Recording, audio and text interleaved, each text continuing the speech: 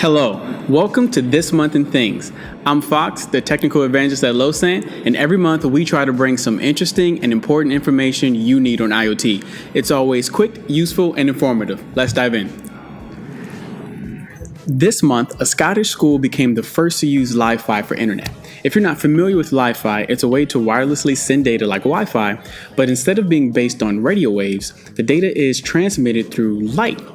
And this school is the first to use it in production. They have special LED bulbs installed in the ceilings of the classroom, and each student has a special dongle that intercepts the light and converts it to data. One light bulb itself can transmit 42 megabits per second. What's even cooler is that they're not using it as a replacement for Wi-Fi, but as a supplement to it. It's supposed to help reduce network congestion on the normal Wi-Fi network. Now, Li-Fi has obvious limitations, like it can't work without light, but there are certain lights all around us, and in certain environments they're never without light. So Li-Fi can provide a network connection for some pretty interesting use cases. Li-Fi even has companies like Philips Hue behind it. The company really pushing the technology says that the goal is to have Li-Fi embedded in every wireless mobile device, in the same manner that Wi-Fi is today. Google's DeepMind team has done something really cool. The heating and cooling of Google's data centers are fully operated by an AI system. Back in 2016, the DeepMind team created a recommendation system for the data centers to optimize energy usage. What they found was that the AI was able to discover new best practices to optimize efficiency. But the operators found that actually implementing these changes required way too much effort. So that's where the need for full automation comes in. Now, in their current system, every 5 minutes it will grab data from thousands of sensors that make up the cooling system, then feed that into a deep neural net to predict future energy usage. Then the AI makes recommendations that are then verified and then automatically implemented.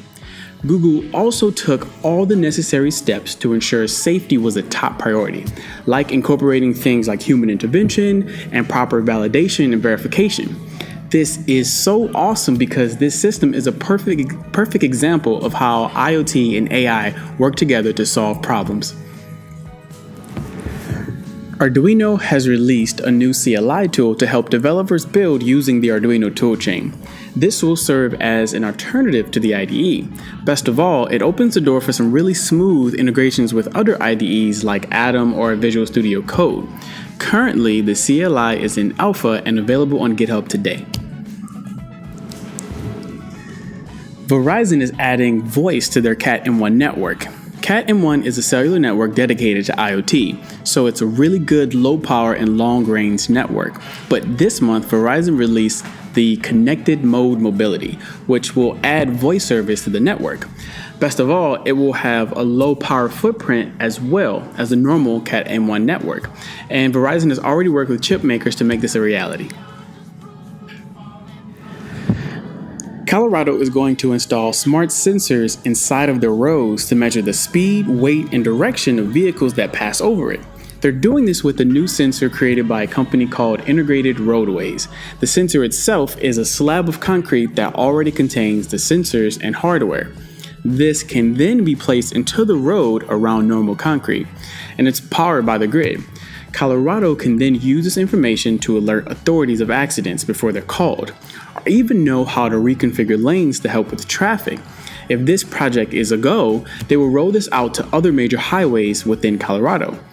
Once installed, Integrated Roadways can then sell the data to insurance companies that care about collision data, or even real estate developers who are really interested in traffic patterns. That's all for this month. Make sure you subscribe, like, and share. Until next time, stay connected.